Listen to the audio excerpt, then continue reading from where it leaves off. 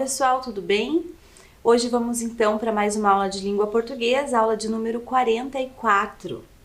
Eu sou a professora Paula e para que a gente inicie a aula eu peço para que vocês separem alguns materiais. Um caderno, folhas para anotações, lápis, caneta, borracha, apontador, quem tiver também um dicionário. E também peço que vocês anotem a data de hoje e o número da aula. Vou dar um tempinho para vocês e logo a gente volta.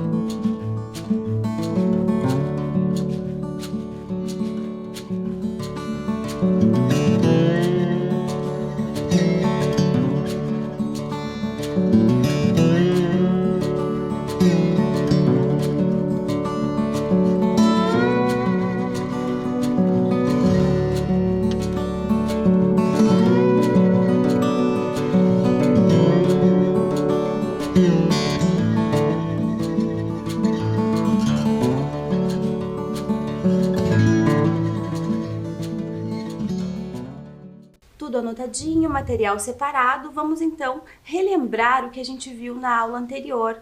Na verdade, a aula anterior vocês tiveram com a professora Magali, certo?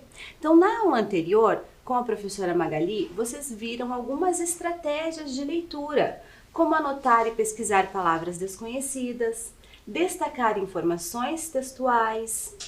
Também fizeram a leitura de um texto sobre enchentes. E fizeram várias questões de interpretação e compreensão desse texto. Já na aula de hoje, nós vamos revisitar o conto Um Problema Difícil. Lembram que nós fizemos a leitura desse conto algumas aulas atrás? Vamos discutir também sobre os aspectos relacionados à coerência e coesão textual, e fazer a leitura e compreensão de um fragmento do livro A Droga da Obediência. Então vamos relembrar um pouquinho sobre o gênero conto. Eu trouxe aqui também para vocês essa imagem, né, que nós vimos na aula que nós trabalhamos com esse conto do Pedro Bandeira, que foi na aula 28, né, o conto Um Problema Difícil.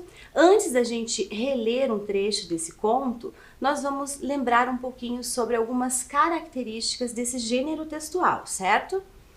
Então, o conto é uma narrativa curta, apresenta um único conflito, tem poucos personagens, o tempo e o espaço são reduzidos, o enredo é marcado por um único acontecimento relevante.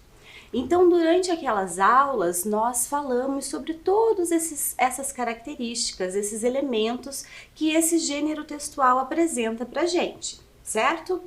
Então, na sequência agora, nós vamos reler um trecho, uma parte apenas do conto Um Problema Difícil, do Pedro Bandeira.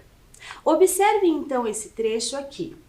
Vocês estão vendo que tem algumas partes do texto que estão escondidas. Eu fiz isso de propósito, certo?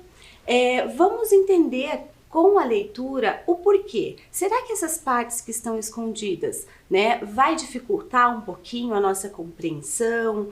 Vai fazer alguma diferença em relação à questão do sentido do texto? Vamos observar bem. Era um problema dos grandes. A turminha reuniu-se para discuti-lo e Chechel voltou para casa preocupado. Pensasse, não atinava com uma solução. O que poderia ele fazer para resolver aquilo? Era apenas um menino. Chechel decidiu falar com o pai e explicar direitinho o que estava acontecendo. O pai ouviu calado, muito sério, compreendendo a gravidade da questão. O garoto saiu da sala, o pai pensou um longo tempo. Era mesmo preciso enfrentar o problema. Não estava em suas mãos resolver um caso tão difícil. Então, pessoal, com a leitura do trecho, sem essas partes, né? Sem essas partes que estão escondidas aí, a gente percebe que em alguns momentos parece que está faltando alguma coisa, né, para ligar, para unir as frases, né, as ideias. Vamos observar então quais eram as palavrinhas, as expressões que estavam escondidas e ver a diferença, né, do texto com essas palavras aparecendo, com essas palavras presentes no texto. Então olhem lá, a primeira expressão era por mais que. Então vamos reler essa parte para a gente ver como essa expressão é importante na construção do texto. Era um problema dos grandes. A turminha reuniu-se para discuti-lo e Chechel voltou para casa preocupado. Por mais que pensasse, não atinava com uma solução. A próxima aqui, ó, é afinal.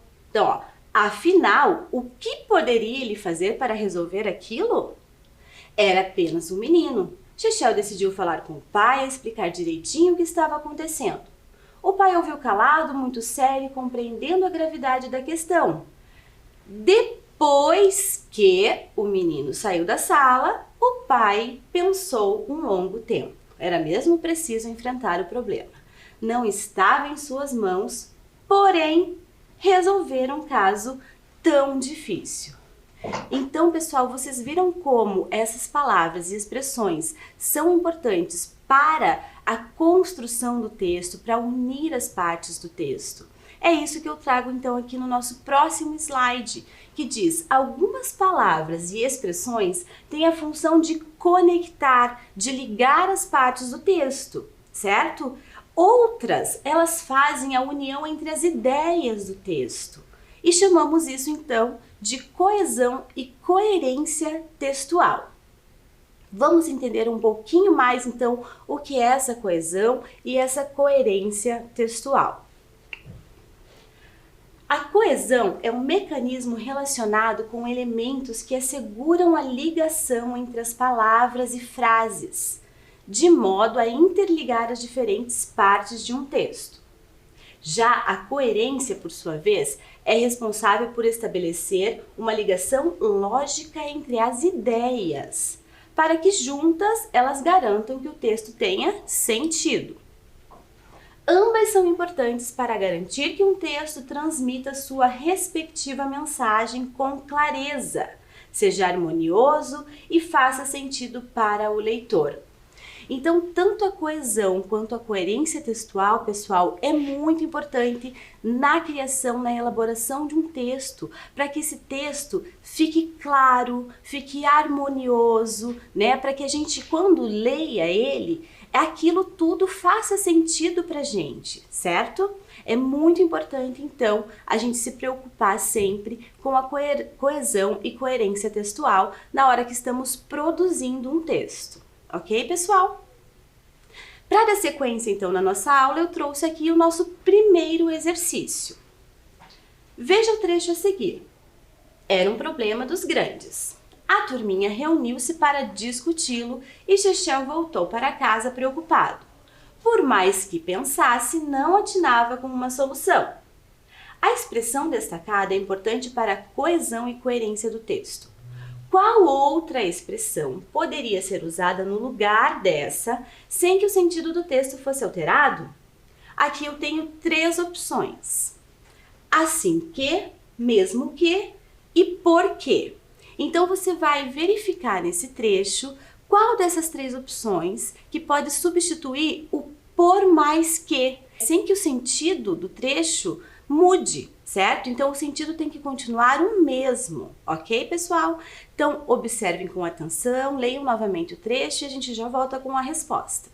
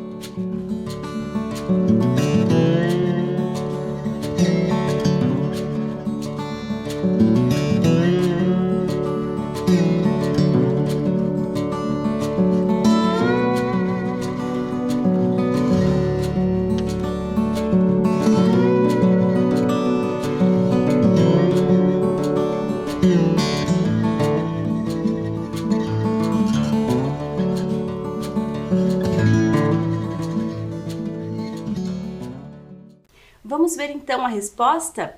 Qual dessas três expressões, assim que, mesmo que ou porque, que nós podemos substituir por mais que nesse trecho do texto?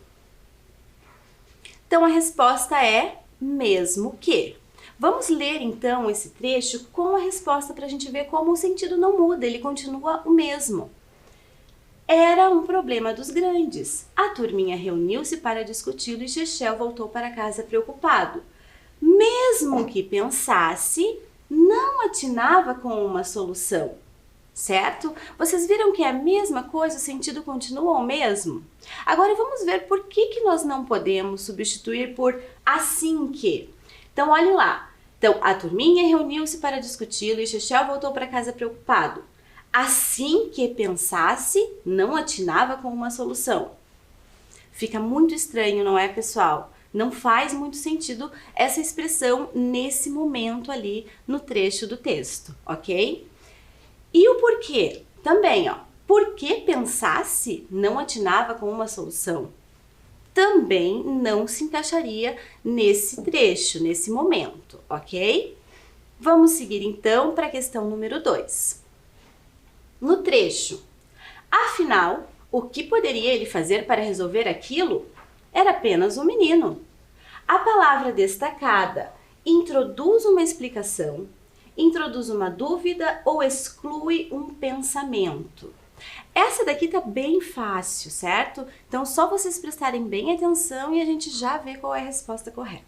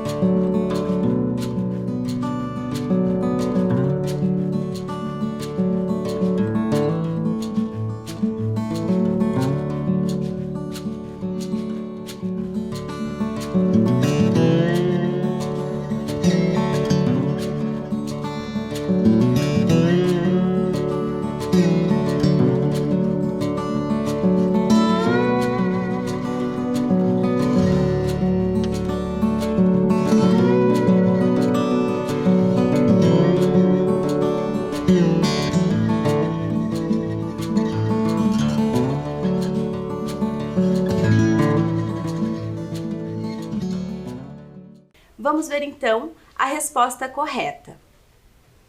Então, afinal, né, a palavra afinal, ela está introduzindo uma dúvida. A gente pode perceber porque nós temos ali o ponto de interrogação, né? Ele está se questionando ali, ó. Afinal, o que poderia ele fazer para resolver aquilo? Né? Era apenas um menino. Então, esta palavrinha está introduzindo uma dúvida. Na letra A, fala que ela introduz uma explicação. Não está sendo explicado nenhum fato, nada nesse momento. E na C diz que exclui um pensamento, muito menos essa, porque também nós não temos nada aí que esteja sendo excluído, nenhum pensamento do texto que esteja sendo excluído nesse momento, ok, pessoal? Vamos seguir então nossa aula com a questão 3. Depois que o garoto saiu da sala, o pai pensou um longo tempo. Era mesmo preciso enfrentar o problema. Em relação à expressão depois que, presente no trecho, marque a alternativa correta. A expressão indica a passagem de tempo na narrativa. A expressão introduz um novo fato da narrativa. Ou a expressão estabelece uma relação de oposição entre as partes do texto. Então, prestem bem atenção, né? O que essa expressão traz pra gente? Qual o sentido que ela tem nesse momento? Ela está indicando uma passagem de tempo, introduzindo um fato novo, ou ela está estabelecendo uma relação de oposição, algo que seja, ideias que sejam contrárias? Ok? Já voltamos.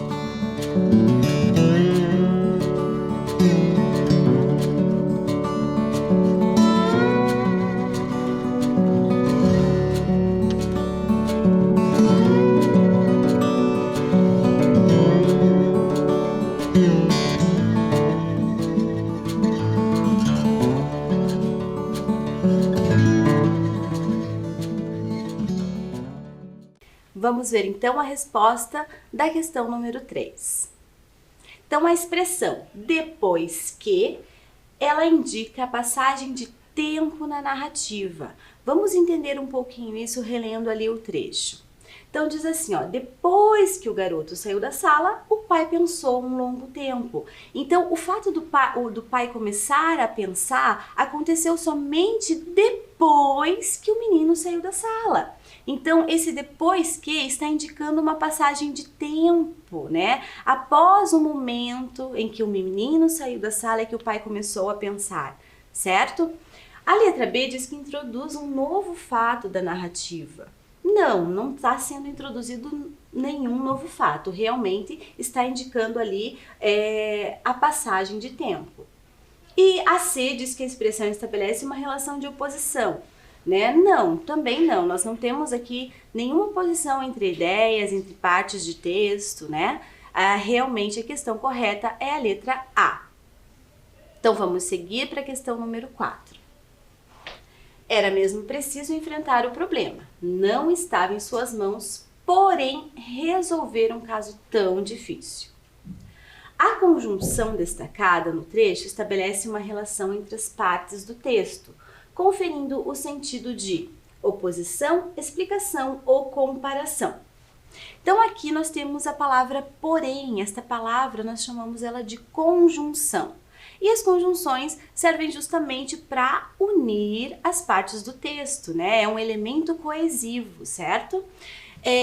Cada conjunção vai estabelecer uma relação de sentido entre essas partes do texto. Eu quero saber nesse trecho, né, se essa palavrinha, o porém, ela está estabelecendo uma relação de oposição, né, explicação ou comparação entre as partes do texto. Já voltamos para ver a resposta.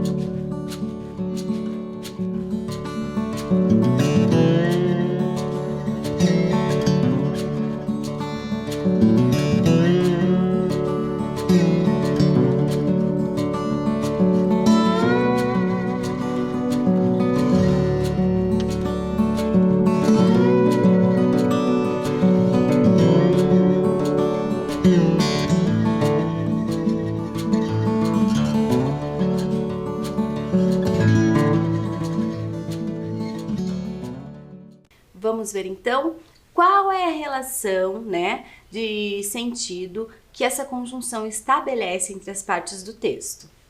Então, no caso, a palavra porém estabelece ali uma relação de oposição. Vamos entender então isso um pouquinho. Era mesmo preciso enfrentar o problema, não estava em suas mãos, porém, resolver um caso tão difícil. Certo? Então, ele precisava enfrentar aquele problema, né? Porém, mas ele não conseguia, não estava nas mãos dele. Então, uma coisa é enfrentar o problema. Olha a outra ideia que vem depois. Ele não conseguia resolver aquilo. Então, são ideias opostas, certo, pessoal? Por isso, então, que esta conjunção está estabelecendo uma relação de oposição. Então, nós excluímos aqui explicação e comparação, porque o porém não está introduzindo uma explicação, não está explicando algo que foi dito anteriormente, e muito menos comparando uma ideia com a outra, certo? Agora vamos para a questão número 5, então. No mesmo trecho que nós lemos no exercício anterior, a conjunção destacada poderia ser substituída por. Então, aqui eu tenho o mesmo trecho da questão número 4, né? Vamos novamente analisar a conjunção porém. Eu quero saber por qual outra palavra, qual outra conjunção que nós poderíamos substituir esta daí. Então, eu tenho aqui 3 opções. Letra A, eu poderia substituir porém por entretanto, contudo ou todavia. porque, como e visto que, ou então por logo, portanto ou pois. Então observem bem direitinho, façam essa substituição aí em casa, colocando essas opções para vocês verem o sentido, né? Quando você perceber que o sentido muda um pouco, que não tem muito a ver, então você vai perceber que não é aquela opção, certo? Já voltamos então para ver a resposta correta.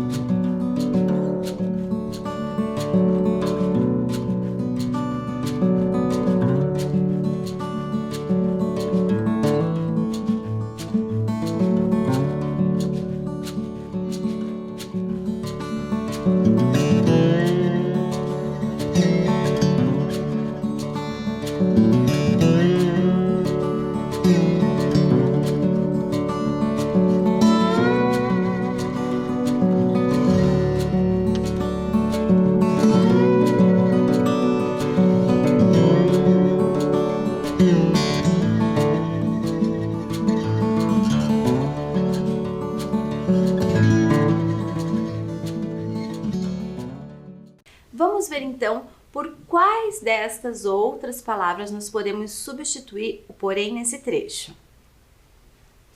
Entretanto, contudo ou todavia. Vamos ler o trecho colocando essas palavrinhas para a gente ver que o sentido fica o mesmo, né? Então, olhem lá.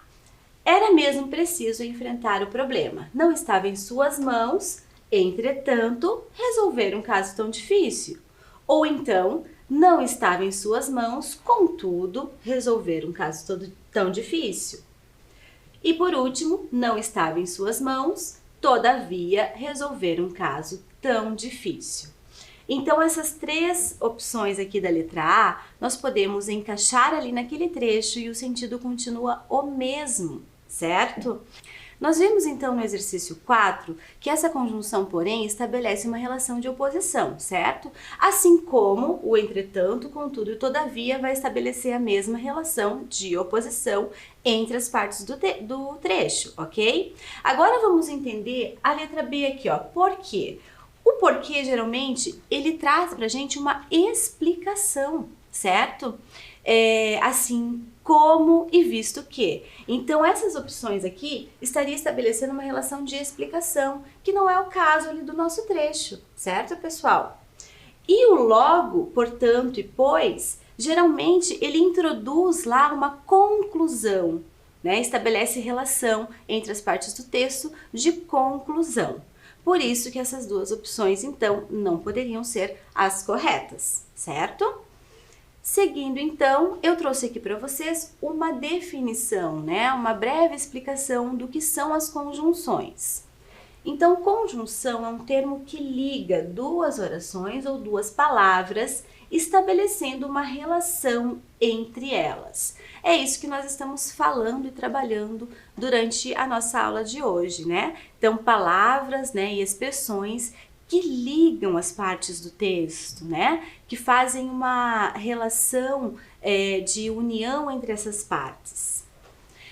Para dar sequência na nossa aula, nós vamos relembrar um pouquinho lá a nossa aula 28 e falar um pouquinho novamente sobre o Pedro Bandeira. Lembra que nós trabalhamos com o texto dele, que era esse que nós lemos o trecho agora, Um Problema Difícil. Nós também conhecemos um pouquinho sobre esse autor e vamos relembrar um pouco aqui para a gente dar sequência na aula.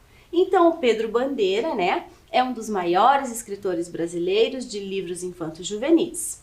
Ele destacou-se com a obra A Droga da Obediência. Recebeu o Prêmio Jabuti da Câmara Brasileira do Livro em 1986 e a Medalha de Honra ao Mérito Brás Cubas, da cidade de Santos, em 2012. Nós falamos sobre tudo isso na aula 28, nas outras aulas também conhecemos mais um pouquinho sobre esse autor, e uma das coisas que está chamando a atenção aqui é que ele passou a ser conhecido a partir do momento que ele publicou o livro A Droga da Obediência, que nós também vimos um pouquinho sobre esse livro na aula 30, certo? Então nós temos ali a imagem da capa do livro e uma breve sinopse do que o livro traz para nós. Vamos ler então. Uma turma de adolescentes enfrenta o mais diabólico dos crimes. Num clima de muito mistério e suspense, 5 estudantes, os caras, enfrentam uma macabra trama internacional. O sinistro Dr. QI pretende subjugar a humanidade aos seus desígnios, aplicando na juventude uma perigosa droga. E essa droga já está sendo experimentada em alunos dos melhores colégios de São Paulo. Esse é um trabalho para os caras, o avesso dos coroas, o contrário dos caretas. Nós também fizemos a leitura nessa aula, na aula 30, dessa sinopse. Só que hoje eu trouxe para vocês um fragmento deste livro, certo? Então nós vamos ler um pouquinho a história da droga da obediência. Vamos iniciar então a leitura de uma parte do texto. Esta parte é o primeiro capítulo do livro, né? É um trecho do primeiro capítulo do livro, que chama-se Os Caras. A campainha do Colégio Elite não soou dando sinal para o recreio, porque o Colégio Elite não tinha campainha. Um colégio especial como aquele, para estudantes muito especiais, não precisava de sinal. Todas as decisões no Elite contavam com a participação direta dos alunos, que, por isso, cumpriam as regras sem precisar de qualquer comando. As regras eram deles. Naquele momento, porém, Miguel não estava pensando nas regras democráticas do colégio, embora fosse um dos mais entusiasmados oradores das assembleias semanais. Não estava também ligado nas suas responsabilidades como presidente do Grêmio do Colégio Elite. Então esse é um trecho, né? Vamos fazer a leitura por partes. Eu trouxe outros trechos do texto também. A partir desse trecho, eu trouxe uma questão para vocês. Segundo o trecho lido, por que o colégio não tinha campainha? Então aqui é uma questão de interpretação de texto, compreensão de texto, certo? Eu quero saber por que no colégio não tinha campainha, né? Não tinha sinal, certo? Pois não existiam regras no colégio, os alunos faziam o que queriam, pois os alunos eram especiais e não precisavam de regras, ou porque os alunos ajudavam na elaboração das regras e as seguiam sem problemas. Muito fácil, pessoal, é uma questão de compreensão e interpretação, né? São informações que estão explícitas no texto, então é fácil de você localizar, né? Relembrar de acordo com a leitura que nós fizemos. A gente já volta então para ver a resposta.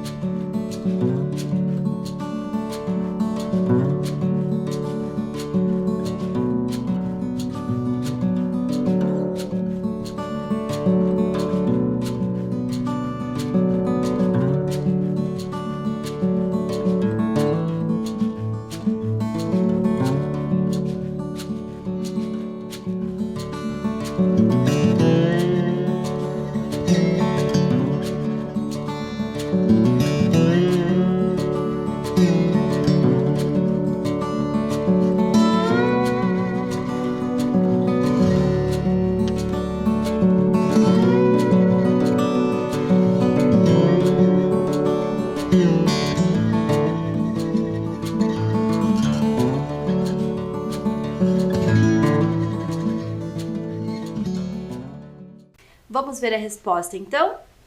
Então, no colégio não tinha campainha porque os alunos ajudavam na elaboração das regras e as seguiam sem problemas. E porque não poderia ser a letra A a resposta correta? Diz ali, não existiam regras no colégio. Já está errado, porque as regras existiam, certo? Tanto é que os alunos ajudavam a elaborar essas regras. Na letra B, diz que os alunos eram especiais e não precisavam de regras. Não, não é por isso, né? Eles eram sim alunos especiais, mas toda escola precisa de regra, ok? Vamos então para a questão número 7. No segundo parágrafo temos a apresentação de um personagem, de um dos personagens. Segundo o texto, podemos dizer que Miguel era um aluno comum e descomprometido. Miguel era um aluno comprometido com a escola e Miguel não se preocupava com as coisas da escola. Então, lá no segundo parágrafo do trecho que a gente leu, aparece então esse personagem, que é o personagem Miguel, e fala algumas coisinhas sobre ele, né? De acordo com o que nós lemos lá. Qual dessas opções então está correta em relação a esse personagem que é o Miguel?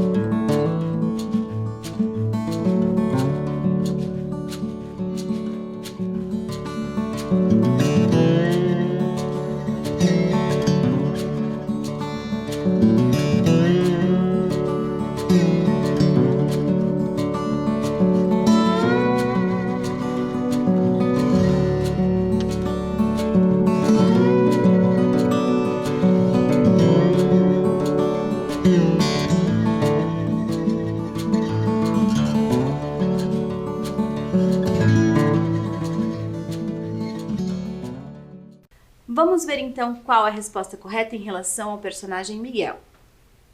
Então, ele era um aluno comprometido com a escola, certo?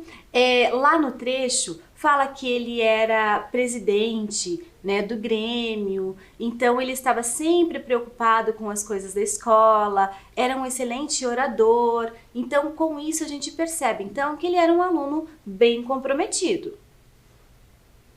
Seguindo então para a questão 8. A campainha do Colégio Elite não soou dando sinal para o recreio, porque o Colégio Elite não tinha campainha.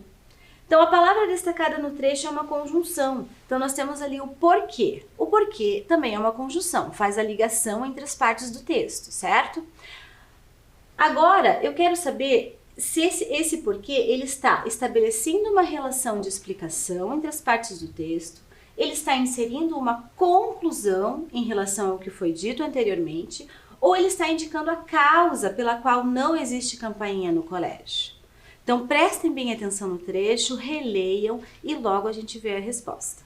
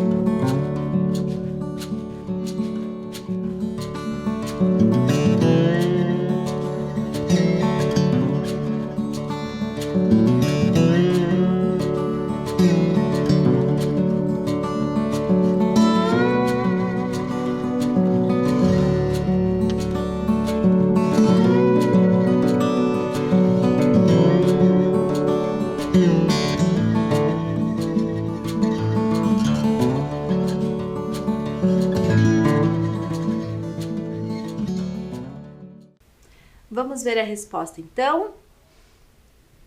Então, nesse trecho, o porquê estabelece uma relação de explicação entre as partes do trecho. Vamos ler lá e entender um pouquinho. A campainha do Colégio Elite não soou dando sinal para o recreio, porque o Colégio Elite não tinha campainha. Então, nesse momento aqui, ele está explicando, né? Está explicando por que a campainha não soou.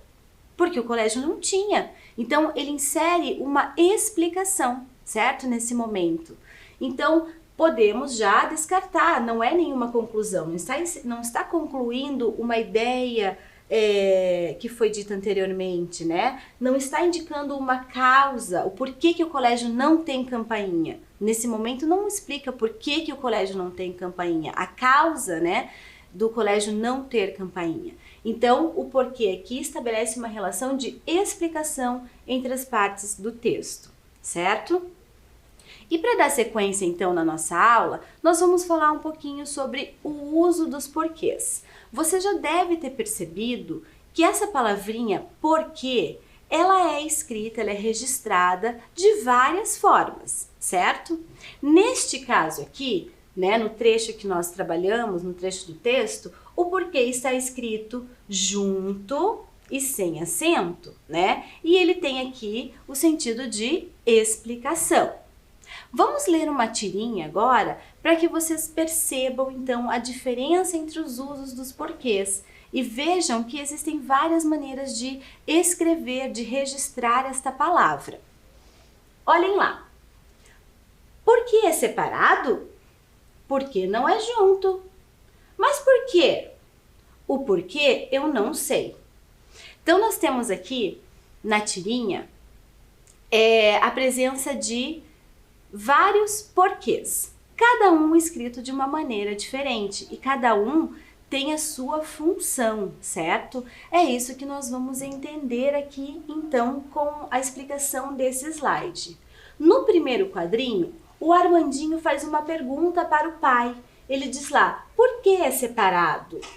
Então, quando ele está perguntando, quando a gente faz uma pergunta, né, e utilizamos o porquê no início dessa pergunta, ele sempre será separado e sem acento. Então, usamos no início de perguntas e em perguntas diretas e retóricas, tá? Também pode ser usado para ligar orações, podendo ser substituído pelo qual e suas flexões. Então, quando eu tenho lá o porquê separado, sem acento, eu posso substituir pelo qual motivo, né, é separado. Por exemplo, eu poderia fazer, o Armandinho poderia fazer essa pergunta dessa forma. Pelo qual motivo é separado, certo? Então, relembra aí, pessoal. Usamos o porquê separado, sem acento, em perguntas, no início das perguntas, ok? No segundo quadrinho, o pai do Armandinho responde, porque não é junto? E ele utilizou nesse momento o porquê junto e sem acento, certo? Nós utilizamos esse porquê, então, para respostas e explicações, certo? Lá no trecho que a gente viu do texto, era esse que está sendo usado. E ele estabelecia uma ideia, então, de explicação, não é? Então, é justamente para isso que a gente utiliza esse tipo de porquê. Para explicar alguma coisa ou para responder a uma pergunta. Daí, no segundo quadrinho ainda, o Armandinho fala, mas por quê? Olhem lá, esse porquê, ele é separado, só que ele tem acento. Então, esse tipo de porquê a gente usa no final de uma pergunta direta, ok? E no último quadrinho, o pai responde, o porquê eu não sei. Lá nós temos, então, o porquê junto com acento. Nesse caso, né, a gente usa sempre o artigo o ou na frente do porquê. Certo, pessoal? Então, fiquem muito ligados ao uso dos porquês, porque eles têm lugar certo e função diferente. Cada um deles tem uma função e o lugar certinho onde está, onde fica dentro de uma frase, de uma oração, ok? Vamos dar sequência à leitura de mais um trecho do texto A Droga da Obediência. Enquanto andava apressado, depois de passar pela sala do diretor, a preocupação de Miguel era bem outra. Na biblioteca examinou a coleção de jornais dos últimos meses e separou algumas matérias. A copiadora rapidamente lhe forneceu duplicatas dos trechos escolhidos. Com a pasta de cópias debaixo do braço direito, Miguel entrou silenciosamente no anfiteatro do Elite. De frente para o palco, onde ensaiava o elenco de teatro do colégio, ele mostrou rapidamente a palma da mão esquerda. Nela, alguém viu um K desenhado à tinta. Para esse trecho que nós acabamos de ler, eu trouxe uma questão. Nesse trecho, percebemos que algo está preocupando Miguel. Que atitudes tomadas pelo personagem demonstram essa preocupação? Então a gente percebe que o Miguel está preocupado. O que ele faz que demonstra essa preocupação? Escrevam aí para mim.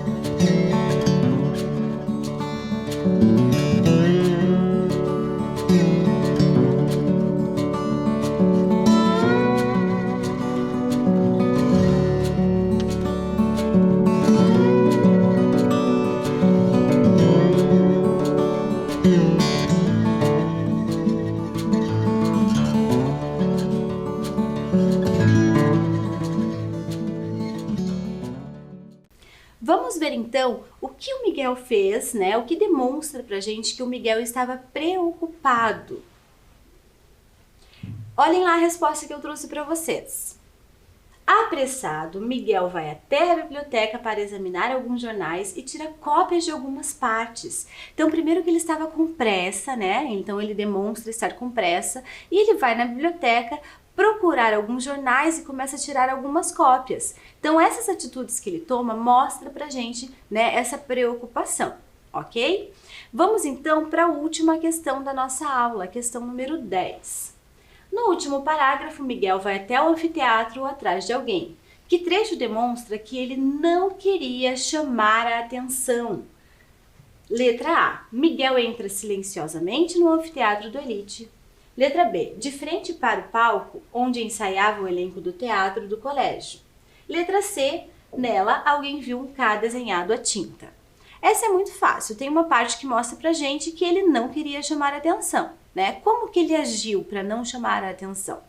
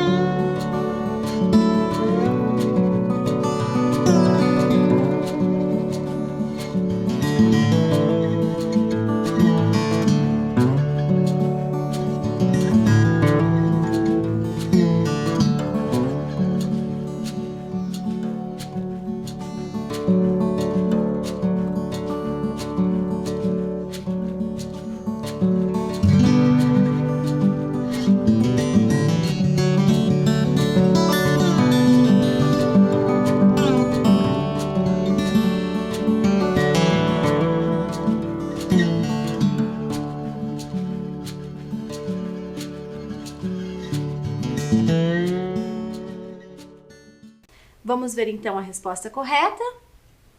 Então, Miguel entrou silenciosamente no anfiteatro, né? Então, ele entrou devagar, silenciosamente, sem fazer barulho, né? E ele apenas mostrou a mão, certo? Para chamar alguns dos seus colegas, ok, pessoal? Então, nós ficamos por aqui hoje. Espero que vocês tenham gostado e aproveitado a nossa aula. Cuidem-se e até a próxima!